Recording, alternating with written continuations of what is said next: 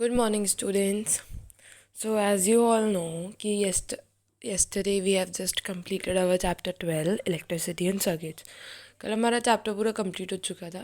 सो आज it's just a revision video कि थोड़ा बहुत एक्सप्लेन कर रही हूँ मैं आपको ऊपर ऊपर से, so that you should go again through all the videos and please listen it carefully. और फिर डाउट्स अगर हो रहे हैं तो फिर प्लीज़ कॉन्टैक्ट मी.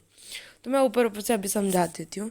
हमारा चैप्टर था इलेक्ट्रिसिटी एंड सर्किट्स. मुझे पढ़ा था कि इलेक्ट्रिसिटी क्यों यूज़फुल है, हमें किस किस चीज़ में काम आती है, इलेक्ट्रिसिटी की वजह से हमारे हम क्या क्या कर सकते हैं. फिर एक क्वेश्चन था जिसमें ये था कि है ना, आपको कोई भी इलेक्ट्रिक अप्लाइंसेस है ना केयरलेसली हैंडल नहीं करने चाहिए. बहुत ध्यान से उनका यूज़ करना चाहिए, बहुत ध्यान से उनको टच करना चाहिए, क्योंकि छोटी इलेक्ट्रिक अप्लायंस भी आपको बहुत हार्म कर सकती है. It could be so dangerous for your life. फिर हमने पढ़ा था इलेक्ट्रिक सेल कैसे बनता है. उसमें दो टर्मिनल्स होते हैं, पॉजिटिव और नेगेटिव. फिर पढ़ा था हमने कि इन इलेक्ट्रिक सेल में एक केमिकल सॉल्यूशन होता है, केमिकल्स होते हैं इसमें जिसकी वजह से वो जलते हैं, और अगर वो पूरे ख़त्म हो जाते हैं, पूरे यूज्ड अप हो जाते हैं वो केमिकल्स, तो हमारा इलेक्ट्रिक सेल काम करना बंद हो जाता है. फिर पढ़ा था हमने टॉर्च बल्ब के बारे में कि टॉर्च बल्ब में आउटर केस कैसा होता है, बल्ब में फिलामेंट क्या होती हैं, टर्मिनल्स कहाँ से कहाँ कनेक्ट रहते हैं, एक थिक वायर होती है, एक थिन वायर होती है.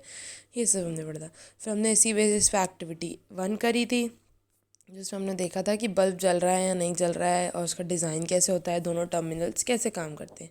फिर एक और हमने क्वेश्चन पढ़ा था कि दोनों टर्मिनल्स को किसी स्विच के कनेक्शन के बिना ऑन मत कर दिया करो. अगर कर दोगे तो उसका जो केमिकल है पूरा यूज़ हो जाएगा, और जो बल्ब है, जो आपका जो इलेक्ट्रिक सेल है, बल्ब नहीं, जो आपका इलेक्ट्रिक सेल है वो जल्दी से जल्दी काम करना बंद कर देगा.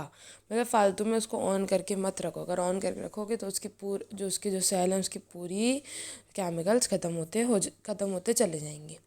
फिर नेक्स्ट हमारा bulb connected to an electric cell. अब हमने इलेक्ट्रिक सेल सीखा था. अब इलेक्ट्रिक सेल को बल्ब से कनेक्शन का हम एक्टिविटी पढ़ा था हमने. ये हमारे पास इलेक्ट्रिक सेल था, 2-4 वायर्स थी हमारे पास, इलेक्ट्रिक सेल था. कैसे दोनों की जो प्लास्टिक थी, दोनों एक एक तरफ से हमने हटा दी थी प्लास्टिक की वायर, मतलब प्लास्टिक की जो कवरिंग थी, टेप से फिक्स किया था. एक हमने ऊपर, एक हमने नीचे बेस पर.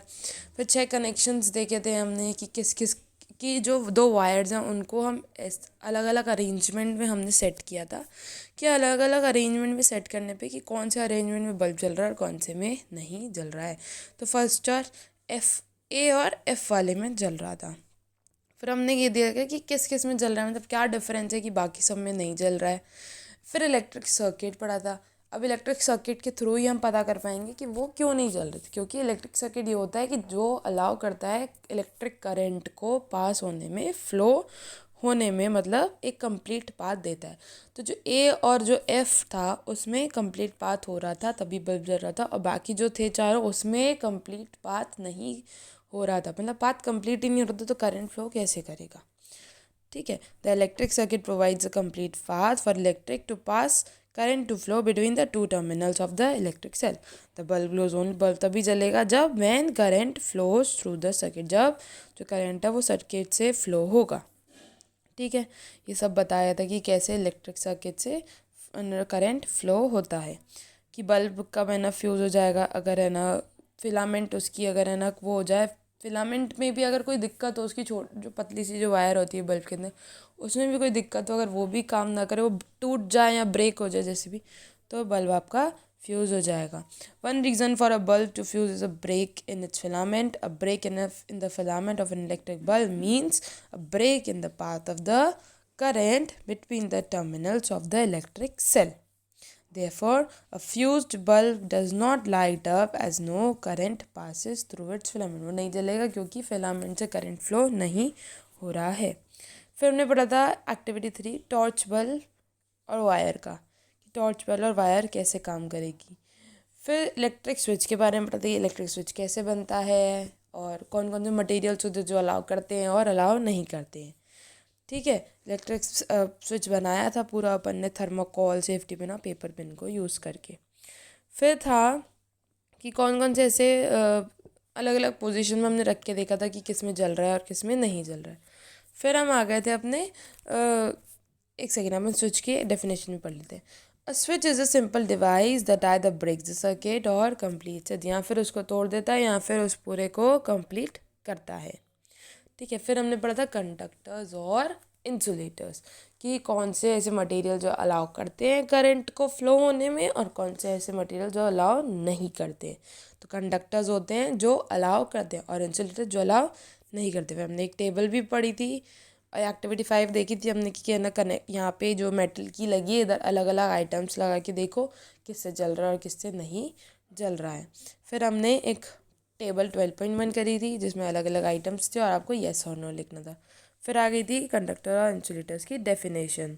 Materials which allow electric current to pass through them are conductors of electricity. Insulators do not allow electric current to pass through them.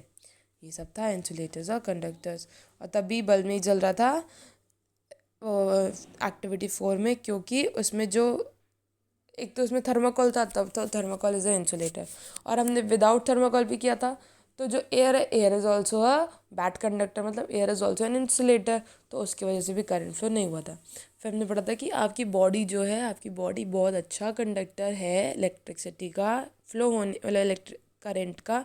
तो कभी भी कोई भी इलेक्ट्रिक आप चीज़ कर हैंडल कर रहे हो, यूज़ कर, तो बहुत ध्यान से नहीं, क्योंकि करंट फ्लो हो सकता है बहुत जल्दी और आपको बहुत हार्म पहुंचा सकता है। So this was all about chapter 12। यहाँ पे अच्छे से चैप्टर 12 ख़त्म होता है, आपका यूटी का सिलेबस ख़त्म होता है। Please revise and revise and revise, अच्छे से प्रिपेयर करना। पेपर इजी भी है और थोड़ा सा ट्रिकी भी है, बट इतना कोई डिफ़िकल्ट नहीं है। इट जस्ट कि आप अगर अच्छे से पढ़ोगे, और मैंने बीच में से दिए हैं, ज़्यादा नहीं दिए बट दिए हैं। सो बाद में ये मत बोलना कि हमने पढ़ा नहीं या नोट्स में से नहीं है। नोट्स में तो है ही है, बट बीच में से भी जो पॉइंट्स टू रिमेंबर वगैरह होते हैं और जो कुछ कुछ पॉइंट तो मैंने अंडरलाइन कराए हैं ऑलरेडी, उसमें से भी हैं। ओके चिल्ड्रन, सो प्लीज़ अच्छे से कीजिएगा और अच्छे से अपना यूटी का प्रिपरेशन कीजिएगा। और हम नेक्स्ट फिर मिलेंगे विद अ न्यू चैप्टर, या फिर आपके अब जल्दी से बस अभी यूटी आने ही वाले हैं। So prepare well. Okay. So till that, stay safe, stay home, and thank you.